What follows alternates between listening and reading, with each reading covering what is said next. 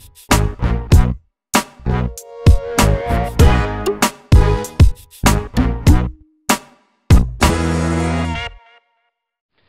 everybody, I'm Adrian from Scarborough, and I'm a 24-year-old double major in sociology and psychology at the University of Toronto.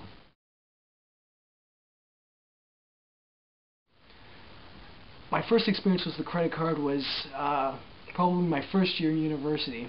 I remember going through the doors, everybody's really excited about, oh, they can't wait to be part of the U of T experience, and they want the shirts, the clothes. They want to get completely involved in all the activities that go on and this and that. So there's a stand, I remember, right by the entrance of the school. This very pretty girl offering all these free t-shirts, all this sort of frisbees, all kinds of U of T stuff, and all these slogans that sort of keep depicting the fact that you would be a great student, and oh, great students get U of T credit cards, and you could get your picture on it, you could get your school, but either way your school's logo will be on it. And all sorts of slogans with why not start off on the right foot, ironically enough. Why not start on the right foot with a credit card of all things that says U of T? So I went with a good friend of mine, both of us signed up for a $500 credit card, but consequently enough, we were not actually asked about our personal financing, we were not explained how interest rates work, all of the specific details that are so important when it comes to having a credit card. And ironically enough, this credit card, after getting it, I did it honestly for the free t-shirt, was when my debts actually began. It was with the University of Toronto credit card.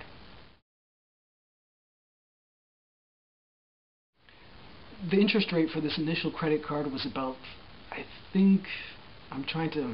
actually think it was a bit higher. I actually think it was 22%, which is ludicrous because the average nowadays is only about 18%. But it was something about it being from my school and feeling part of the alumni and being one of the U of T students. Everybody was doing it. It was one of those things. I guess that happens a lot when it comes to major purchases or anything in general related to finance. Peer pressure plays a large role in it. So we all went ahead and got it. I got it within about a month or so in the mail. And right from there, we went shopping. It always starts off with the small things. You want to get this or you want to get that. They encourage you to use it at the U of T store, by the way. So you go to the store, you just want a bag of chips, Coke. It starts to go up from there, but at the same time, it says to you on the documents you only have to make so and so amount of payment. Usually they said, quote unquote, the average payment's only about $20 to $40 a month. It sounded pretty good to us. It's almost like free money, $500 worth of stuff for $20 to $40 payment a month. Sounds like free money. So I went ahead and did it. Lo and behold, give it 2-3 months. I maxed it out pretty quickly, and I couldn't quite grasp the fact that when the bill actually came in, the interest was much higher. So on a $500 credit card, the interest would be something around, well, the monthly payments wouldn't be as high, maybe $60, but altogether per year, it would be 22%. So let's just say pretty high interest. My math fails me right now, but very high interest I was paying. And the irony is, being a student that was on student loans myself, who couldn't even afford my education, lo and behold, I was getting more credit. And somehow the same institution, University of Toronto, contributes twice to my disadvantage or to my debt. And so it started to compound itself. The payments were easy at first. Once you max it out, they actually can charge you an extra fee on top, an extra $25 because it's maxed out.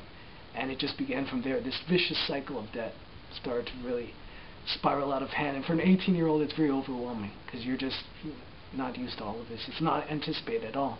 You don't know. So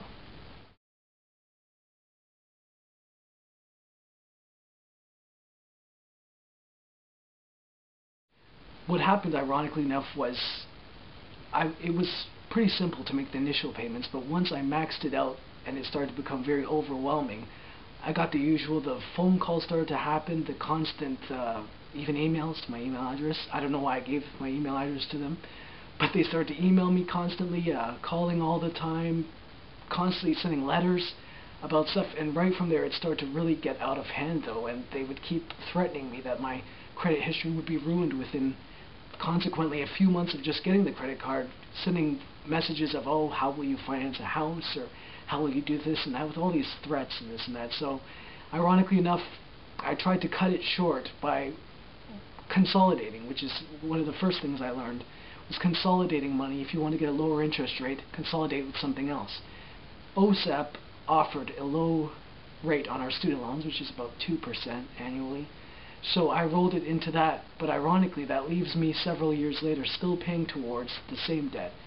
Just because it's under a different name, which is OSAT now, it is still the same MasterCard U of T credit card debt. It is still consequently the same thing. So not very long after, I ended up closing the credit card when it became overwhelming. Once I paid it off fully and tied it into my OSAP loan, I ended up paying off the credit card and closing it because things got too out of hand.